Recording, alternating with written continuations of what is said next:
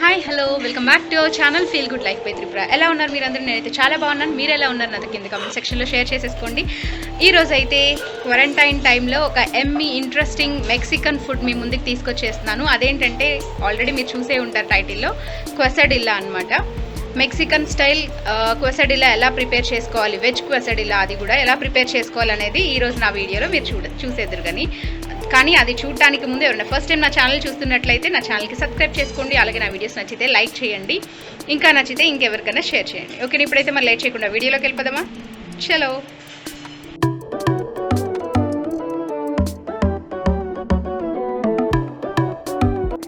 Veg కసడిల్లాకి మనకు కావాల్సిన ingredients అయితే ఫస్ట్ బటర్ అనమాట, తర్వాత సాల్ట్, పెప్పరు, ఇవేమో వెజ్జీస్. ఇక్కడ నేను onion, capsicum and sweet corn తీసుకున్నాను. మీరు పన్నీర్ ఇట్లా ఏ వెజ్జీ అయినా యూస్ చేసుకోవచ్చు అనమాట.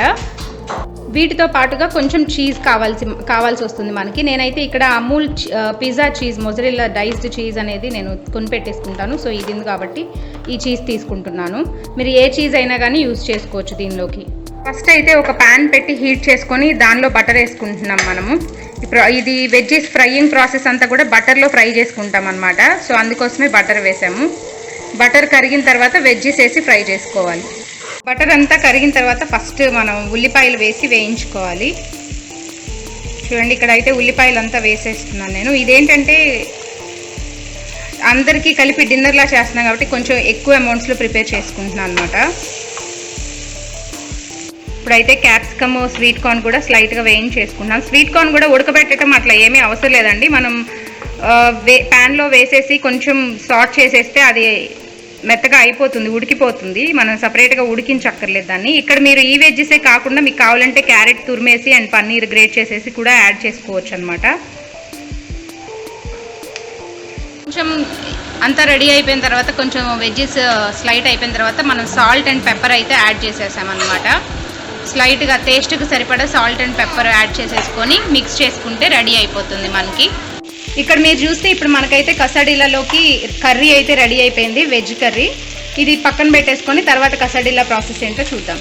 ఓకేనా?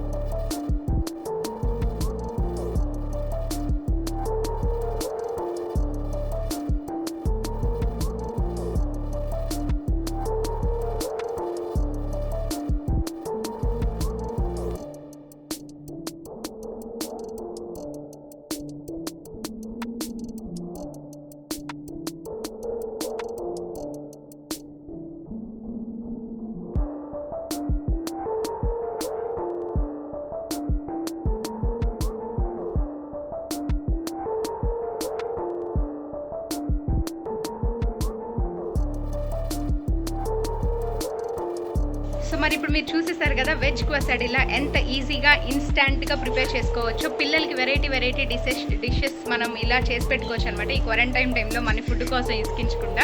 సో ఇదైతే చాలా హెల్తీ అండ్ టేస్టీ కూడా. ఒకసారి డెఫినెట్లీ ట్రై చేసి అయితే చూడండి అండ్ ఎలా వచ్చిందో కూడా నాకు కింద కమెంట్ సెక్షన్లో షేర్ చేసేసుకోండి. ఈ వీడియో కానీ మీకు నచ్చినట్లయితే ఒక లైక్ ఇచ్చేసేయండి, ఇంకా నచ్చితే షేర్ చేయండి, సబ్స్క్రైబ్ చేయకపోతే సబ్స్క్రైబ్ చేయండి. మళ్ళీ మంచి వీడియోస్తో మీ ముందుకు వచ్చేస్తాను. Until then this is Tripura signing off. Bye.